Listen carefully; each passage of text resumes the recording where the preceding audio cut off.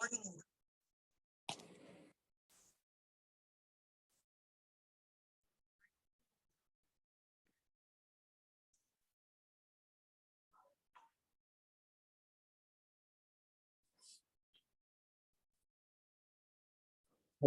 Hari Om. Let us start. Om Sahana Vavatu Sahanau Bhunaktu Saha Viryam Karavavahai Tejasvinavadhi Tamastu Ma Vidvishavahai. Om Shanti Shanti Shanti.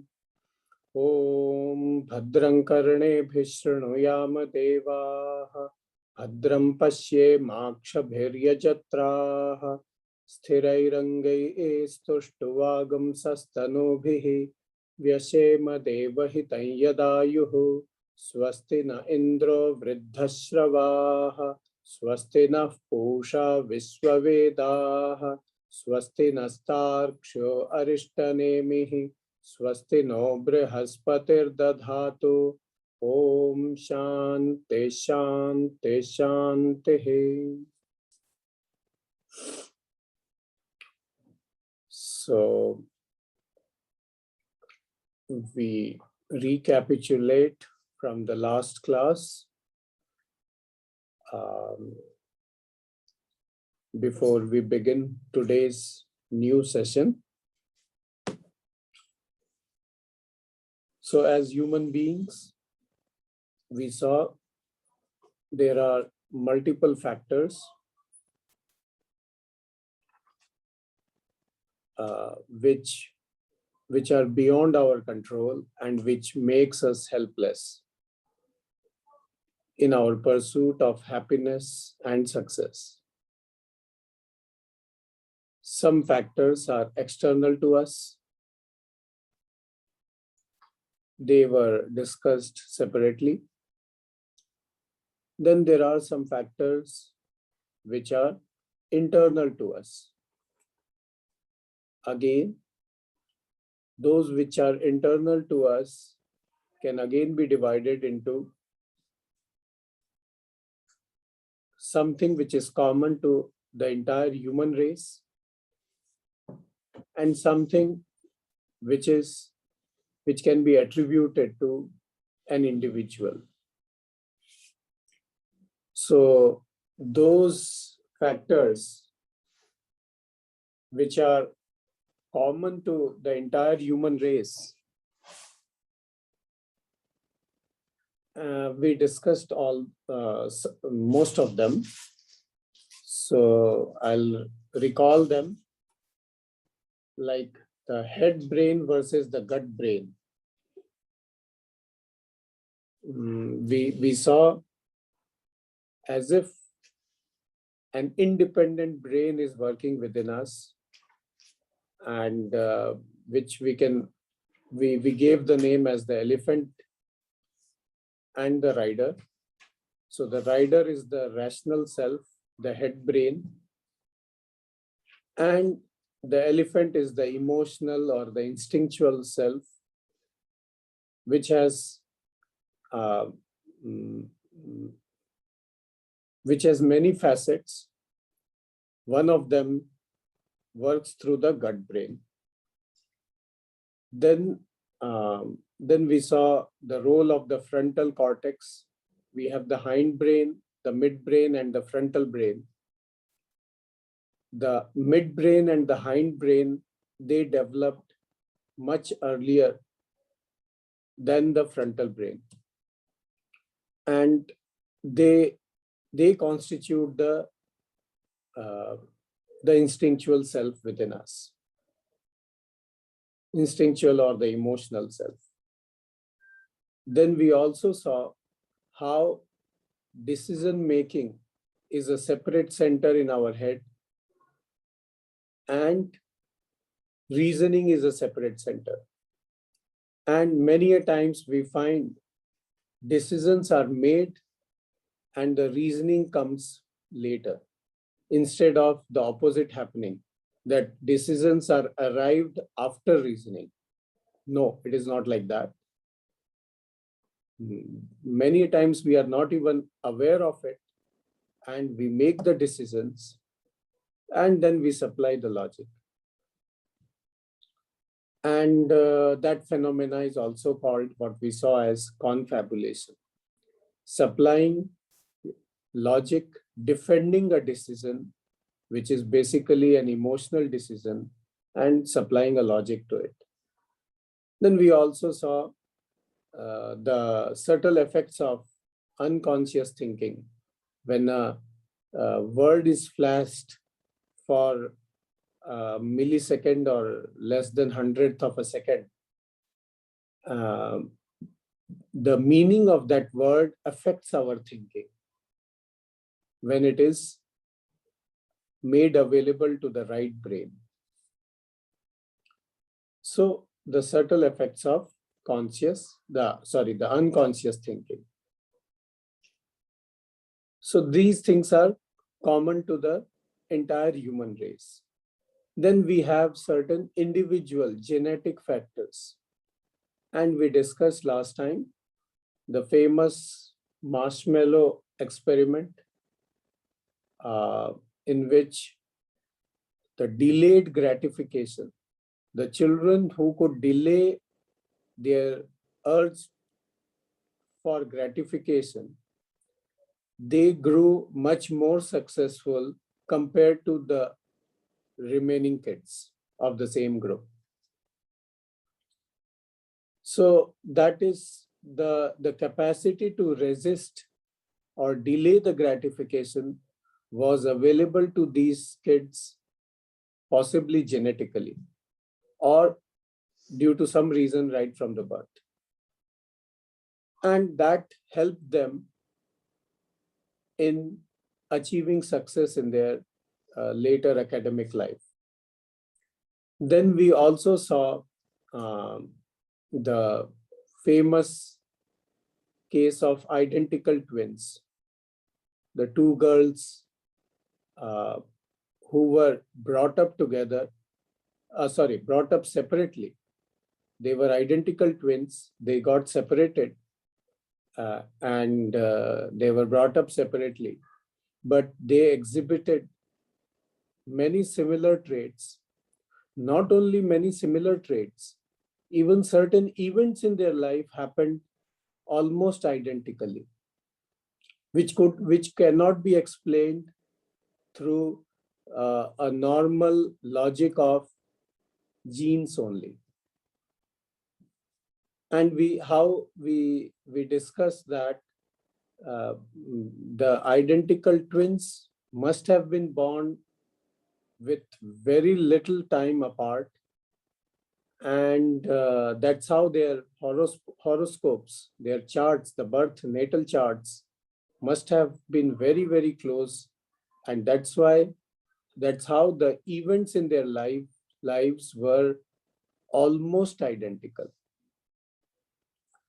And we also discussed last time that I can prove how astrology is a science because there is a predictability. And I gave the example that you give me the birth details of two different people of very different personality traits. Don't tell me which one is whose, and give me the personality traits. And I will tell you which personality trait belongs to which person.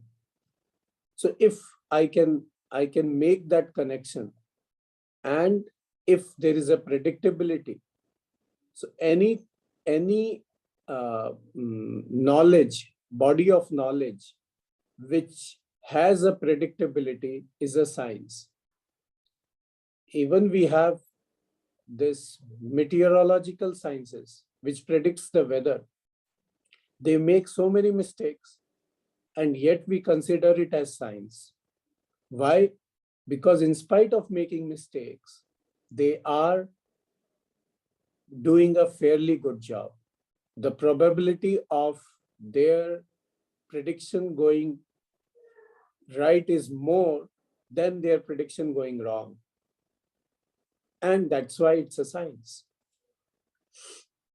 Okay, then we discussed the adaptation principle, that each individual genetically has a certain level of being happy or cheerfulness. So no matter what happens in his or her life, whether a very desirable event happens or something sad happens, in due course, the effect of both the both the effect of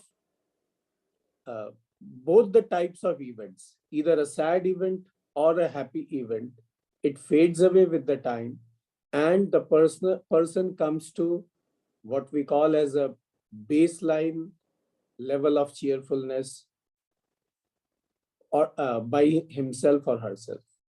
So that's called adaptation principle, and that is determined by the genes which the person carries.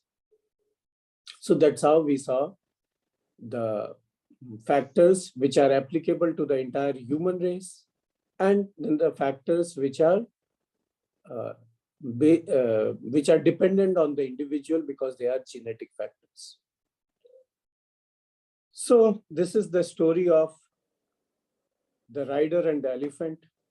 The rider is me and the elephant is me. And if I look carefully, I find the elephant is more powerful than the rider. And if the elephant has to get aligned to the rider, has to get trained and behave as per the rider, it requires a lot of training. And how to train that elephant? Elephant means the emotional self, the instinctual self within me. And the rider means the rational self within me. So how the emotional or the instinctual self can be brought under the control of the rational self? So there are various methods, and we choose now the methods which have been discussed in lot of detail in a very holistic manner in the Bhagavad Gita. And that's how we introduce this great epic called the Bhagavad Gita today. The Bhagavad Gita is a portion of the great epic Mahabharata. Mahabharata is a poem with almost more than 100,000 of verses, and it was authored by Krishna Dvaipayana, who is also called Vedavyasa. So it's an authored work, it's a poem, and it depicts the story of the Kauravas and the Pandavas right from even before their birth, a few generations before their birth, till the end of the Mahabharata war.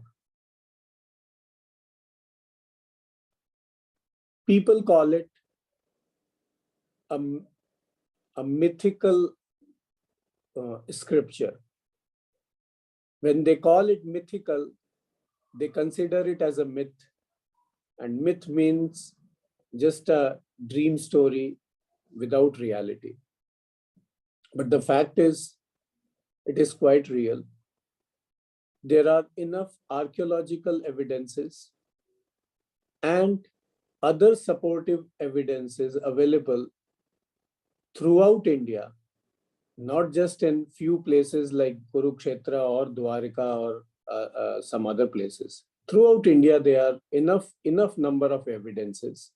And when we collate them together, we find that they weave the story which is very close to what the Mahabharata says. Mahabharata being a poem, because it's a poem, there is a poetic license with the poet. For example, many of you might have heard or watched the movie, heard about or watched the movie The Titanic, right? Now, the movie Titanic talks about the Titanic, the ship which sank in 1911 or something, I don't remember. And there's a real story. But since it's a movie, there is a license given to the director and the actors to modify it suitably to make it more interesting. So the Titanic movie actually doesn't totally talk about the real Titanic, yet it is not very far away from the real story of Titanic. Correct? Similarly, the Mahabharata epic, the poem, may not be exactly depicting what really happened in the history, but still it is very close to what must have happened in the history. So that's the fact. Even some of the planetary combinations which are described in the poem, the Mahabharata poem, it gives us a date which is almost more than 5,000 years back, because a certain planetary combination happens every few thousand years. It keeps repeating. So that combination which is described there was available almost 5,000 years back. So there are many evidences, right from the radio, this carbon dating, up to this planetary combinations and other archaeological evidences, which does talk about the Mahabharata, the Kauravas and the Pandavas and the story around it. Okay. Now, a portion of the Mahabharata is called the Bhagavad Gita. The Bhagavad Gita is part of the Bhishma Parva section of the Mahabharata. The portion which describes a little bit of the war and mostly the dialogue between Lord Krishna and Arjuna just before the war. That portion is called the Bhagavad Gita. Arjuna and Krishna must have talked on different occasions, and there are dialogues available in the Mahabharata, but those portions are not called the Bhagavad Gita because they talk about different things in different contexts. But the Bhagavad Gita is talked in a very special context. And the context is, first, the Arjuna's dilemma, whether he should be fighting or he should not be fighting. And second, why he is full of sorrow at this moment and how he can come out of this sorrow. So it addresses these two problems concerned with Arjuna at that moment. And we find that those two problems of Arjuna are so much relevant in each one of us, with the life of each one of us, even today. And as long as the humanity remains, those are the common problems. The first problem is what I should be doing in a given situation. I think it should be done this way. Okay, because that's my gut feeling. Remember the gut feeling.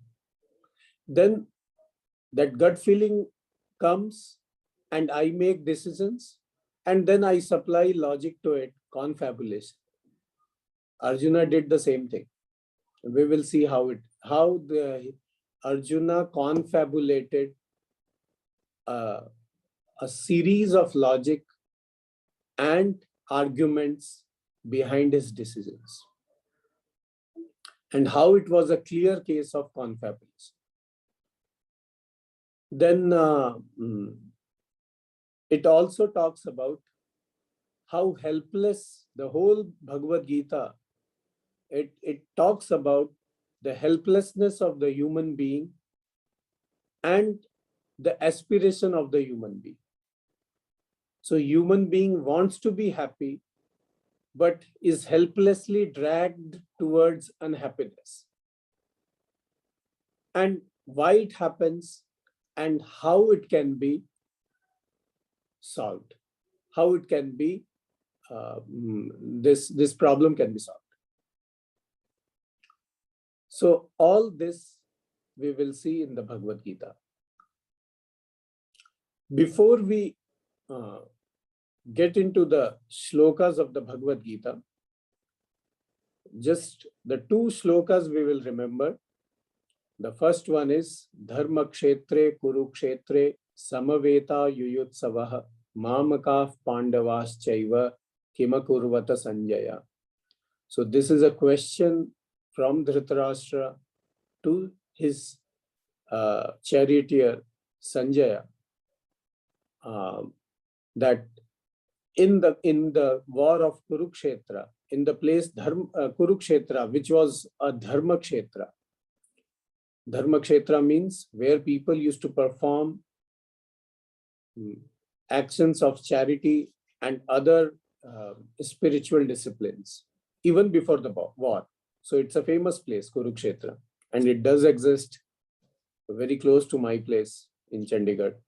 It's, I think, almost near about 100 kilometers, 80 kilometers, 50 miles.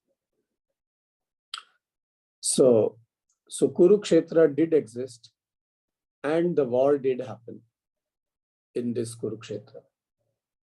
So what is happening in that battlefield, please let me know. This is what Dhritarashtra asks his charioteer Sanjaya. We'll go into this story a little bit more in detail later. So the first word is Dharma, Dharma Kshetre. And the last word of the Bhagavad Gita is Dhruva Nitir Matir Mama, Mama. So the entire Bhagavad Gita is encapsulated between the two letters Dhar and Ma. So it is talking about predominantly Dharma. What is Dharma? Dharma is not religion here. Religion is a very small subset of Dharma. Certain misconceptions, certain usage of words, we have to be careful. For example, if I ask you, what is the English translation of Rama or Mohan or Krishna? Can you ever translate these words? Impossible. There are no translations. There can be meanings in English, but no translations. So you can't have even a translation of roti. Okay, roti is not bread, by the way. Bread is bread and roti is roti. Can you translate dosa? Some call it pancake. Pancake is different. Dosa is different. So certain words cannot be translated. Similarly, dharma cannot be translated as religion. That's silly. In fact, another thing I tell you, similarly, there is no word in Sanskrit for divorce. Do you know that? Talaq or divorce Talaq is a Urdu word, divorce is an English word, and there is no Sanskrit word for it. You cannot translate it into Sanskrit. Why? Because that concept didn't exist. So the word didn't exist. So there is no translation available. Similarly, there is no translation available for the word dharma because that concept didn't exist. But very loosely people translate dharma as religion, and then religion is defined whatever the way they want to define. And then there is a lot of confusion. Okay. So certain words, if they are left to themselves and not translated, they serve better purpose than having been translated and then misused or abused. So dharma also we will see what dharma means. Definitely not religion. Okay. In fact, the concept of religion was unknown to us, unknown to this culture. It was imposed upon us, and therefore we had to react to it. And we also had something called religion. And then the word Hinduism, etc. came. Anyway, so the entire Bhagavad Gita talks about dharma. And the context you have to see. Arjuna decided to have Krishna as his charioteer. And Krishna was driving his chariot. Arjuna ordered Krishna before the war that you take my chariot between the two armies, somewhere in the middle, and let me see. I have to fight with which all people in front of me. So he was ready for the war. He was enthusiastic, excited, and very much ready for the war. And when Krishna took the chariot in the middle of the battlefield between the two armies who were there to fight, and Arjuna saw the entire opposite party army, the Kauravas army, standing in front of him. And then he also saw his beloved teacher, Dronacharya, his beloved great-grandfather, Bhishma, and Kripacharya. And suddenly he was filled with sorrow. Not only sorrow, he started questioning himself. Why should I be fighting with my beloved people, the people whom I respect? Why should I be fighting? And when that thing happened, he lost his cool. He became filled with sorrow, and he even asked Krishna whether it is proper for him to fight or not, and why he should be fighting. In fact, he started giving all kinds of reasons. And if you look at the reasons, you will definitely agree with Arjuna and say, Krishna doesn't have any argument now, and Arjuna should not be fighting. He said that for the sake of kingdom, why should I be killing so many people, including those who were always my well-wishers, like Kripacharya, Dronacharya, etc. And even if I gain the kingdom with all this bloodshed, I will never be able to enjoy that kingdom. So a kingdom which is filled with, or which has the basis of bloodshed, will never give me peace of mind, will never give me joy. So why should I be fighting?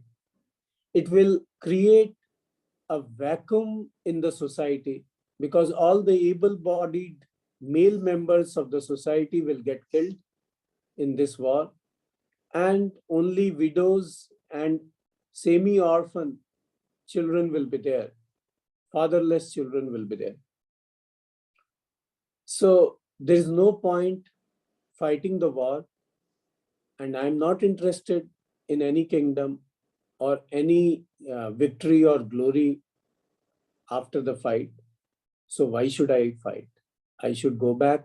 In fact, killing people is for the sake of kingdom is the worst kind of choice I'll be making in life, and I don't want to make it. So when you hear this, you say, wow, Arjuna realized even if it was late, no, doesn't matter. And you will find Krishna kept on saying, you get up and fight, you get up and fight, you get up and fight. So as if Krishna was instigating Arjuna to fight, even though Arjuna was not ready to fight. So who is the culprit? Definitely Krishna. And this this imagery or this image resides in our mind, and that's why we find in India many people in many homes they say we don't keep Mahabharata epic at home because it signifies fighting among family members. So we keep only Ramayana. But Ramayana also had fights. Okay. And Rama was sent to exile for no reason. That is also part of Ramayana. So all those are silly arguments. Now, to understand whether Arjuna was right or Krishna was right, we have to understand the background behind the war. And that's why the story of Mahabharata becomes important.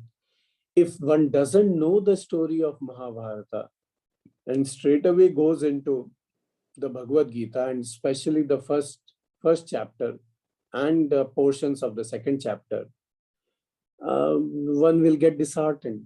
One will feel that I think Krishna is wrong and I need not proceed further.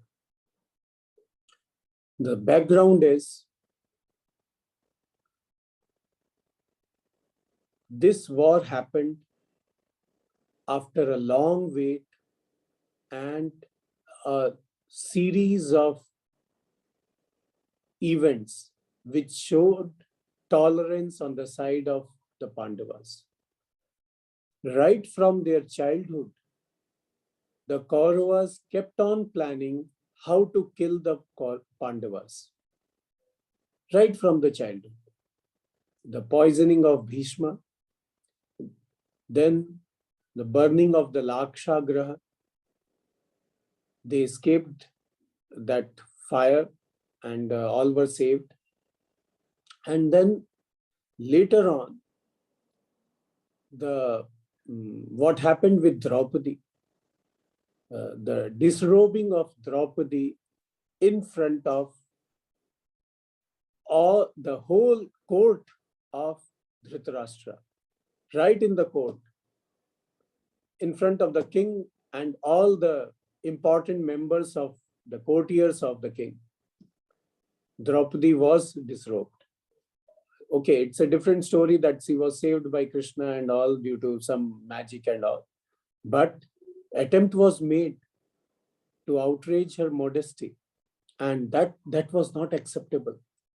If a princess can be disrobed in the court in front of the king, then what can you expect of any other lady in the kingdom? Nobody can save any lady. So those were the unpardonable crimes that happened before this war. Another thing one has to understand, when Draupadi was being disrobed, this Bhishma, Dronacharya, Kripacharya, all of them were present in the court and they were watching and they didn't protest. Vidura, who was the minister of Dhritarashtra, he only protested, and when his voice was not heard, he walked out of the court. But these three stalwarts who were capable of stopping that crime, they kept quiet. And as per the rule of that time, and even now, a person who is capable of stopping the crime doesn't stop it and witnesses it is also a partner in the crime. I'll repeat my sentence. A person who is capable of stopping a crime, witnesses the crime but doesn't try to stop it, is also considered a participant in the crime. That was the rule of those times, and partly it is applicable even now. So in that sense, Dronacharya, Kripacharya, and Bhishma, they were equal participant in the disrobing of Draupadi, and they deserved capital punishment. Okay, so the war was not for the kingdom. Had the war been for the kingdom, Krishna wouldn't have gone with a peace treaty saying that, okay, give me 5 villages or a village with 5 houses and we will not have the war. So it was not for the kingdom. So they were given that offer.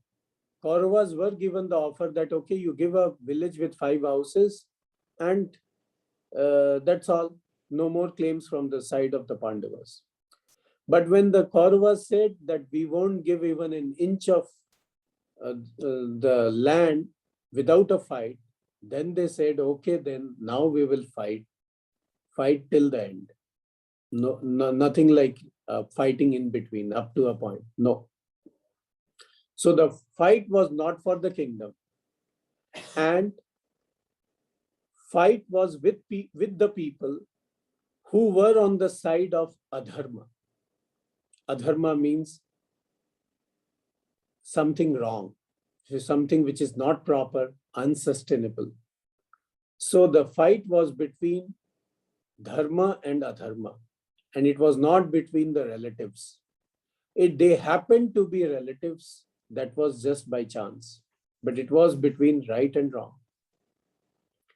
And not for the kingdom, but for establishing the rule of the right. Because if the righteous people don't take charge of the rule of a kingdom, then the kingdom goes in the hands of unrighteous people. And you know what happens. That's how we have ISIS, Taliban, and whatnot. Even some people, they try to glorify King Ashoka. Ashoka disbanded his army after the famous Kalinga War because he was full of remorse because of the death of so many people at that time. And we say that, oh, what a great king he was and whatnot. But because he disbanded the army, in a generation or two, the entire kingdom got divided into princely states because each local chieftain or a powerful army officer became a king of a small region because there was no central power to control them. And from then onwards, the India was mostly divided, although there was a Gupta period and some other periods when they tried to unify the kingdom. But a broken kingdom with internal fights makes the entire country weak, and it it uh, mm, it it makes it liable for attacks from outside. It attracts invaders because they are weak. So invaders will come and finish off the country. So a strong central rule with strong ruler is very, very important.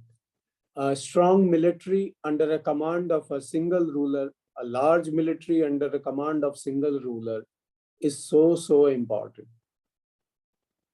for the righteous rule to continue. So that was the purpose of Mahabharata. Even all the Ashwamedha Yajna and all whatever are mentioned in the Vedas, the philosophy behind it is a righteous ruler and a strong ruler should take initiative to expand the kingdom. Why? So that more and more people come under his umbrella and get benefited. And if that doesn't happen, then there will be small rulers fighting with each other, and the general population is at a disadvantage. They get exploited. So this is the context of the Mahabharata war. So the war between the Kauravas and Pandavas was not a personal enmity. It was between right and wrong. It was not a war between Arjuna and his beloved people, but it was a war between those on the side of the right, those who were the victims, those who took side of the right, and a war between, and the other side was those who were the perpetrator of the crime, and continuously they had been perpetrating the crime, and they wanted to fight it out. So it was war between these two parties. When we understand that context, then we understand why Krishna asked again and again, asking Arjuna, you get up and fight, you get up and fight, you get up and fight. Almost at 9 or 10 places, he repeated those words and asked Arjuna to fight, even though Arjuna was not willing to fight. So when this context is clear, then the words of Lord Krishna becomes meaningful. Otherwise, people keep arguing, and then just in a limited context, they take the words and they find that, oh, Krishna instigated the war and that's not proper. He should have stopped it and all. He did everything to stop the war. That's why he himself went as a envoy, as a for the peace treaty, representing the Pandavas. And mind it, there were no mobile phones during those times. So he didn't call up Yudhishthira, look, they are not giving any land or any kingdom to us. Shall I ask? Okay, you give us 5 villages. So there was no, that negotiator didn't have the contact with the person whom he was representing. He did it on his own. And when that failed, it didn't work. Then he said, okay, don't think that we are weak and we will just move away. We will fight it out and we will win. And of course, they won. So this is the context of the Bhagavad Gita.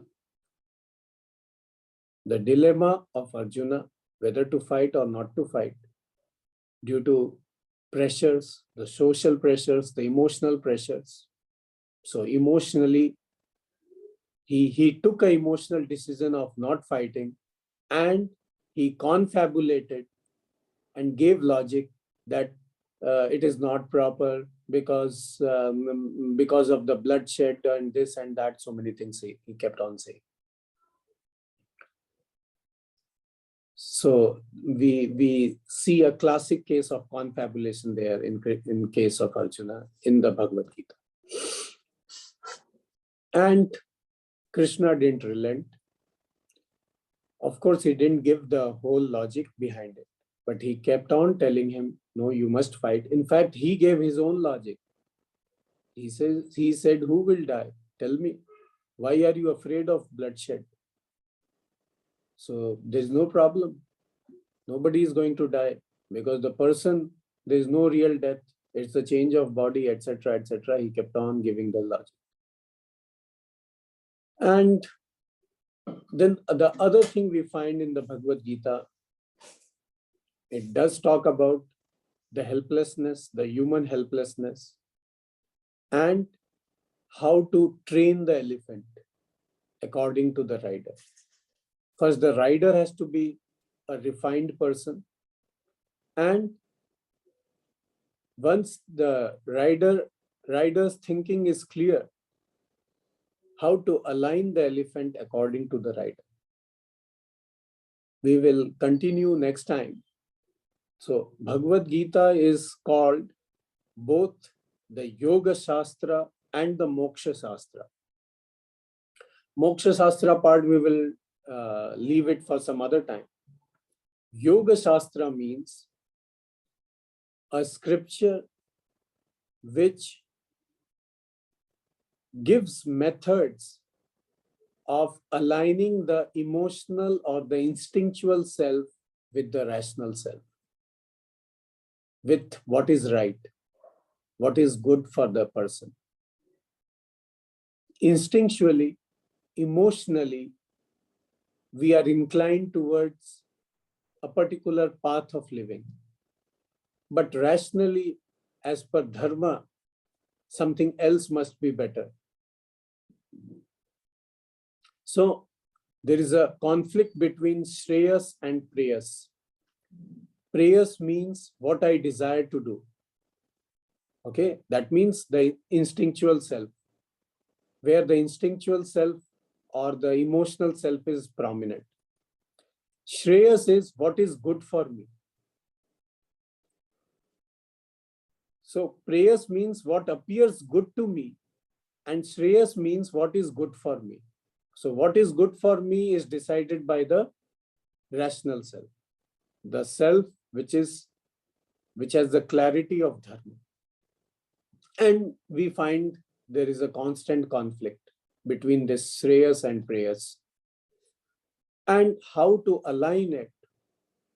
So there is a whole set of methods, methodology, and a thinking involved, and it covers the whole thing. And by the way, we also discussed last time, if you remember, that decisions take place almost 7 to 10 seconds before we even come to know about it.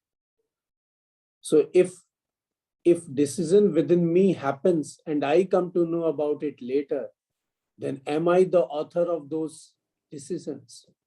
Even that thing is discussed in the Bhagavad Gita very, very clearly. And I'm so much amazed that how that thing thousands of years back, which was discussed, is being rediscovered with different instruments by our scientists. It's really amazing.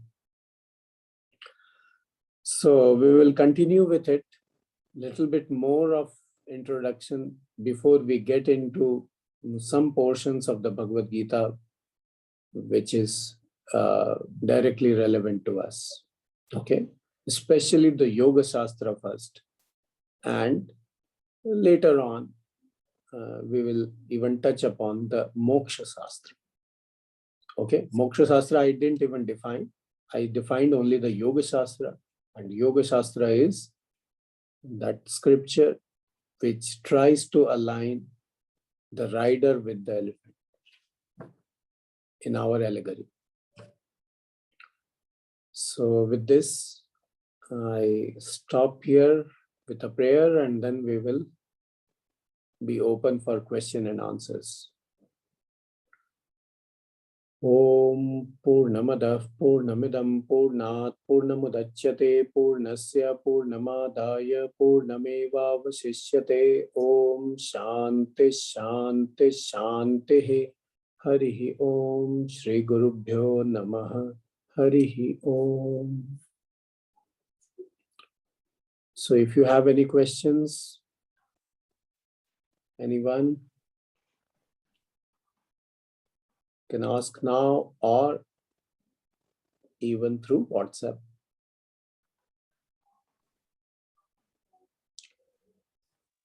And we will come back to you about the next Sunday's schedule because of the change of the daylight saving time, whatever the timings are changing. So we'll get back to you very soon. Okay, thank you. But we have not received any objections so far yet. Okay, if we have not received any objections, then India time, okay, means what I'm saying now, only there may be a difference of 5 minutes to 10 minutes, okay, which we will send through writing, okay. But in principle and verbally, I am communicating that 8:30 p.m. India time, IST. That's okay. We will be having our class. And if my 5 minutes change I have to make, that I will mention it, because I have to check that that recording processing and all, whatever is happening, all those things I have discussed with Rajesh ji. So once that is finalized, so it will be either 8:25 or 8:30. That only that much difference might be there, which will be communicated to the people, right? Okay. Thank you. Hari Om. Thank you.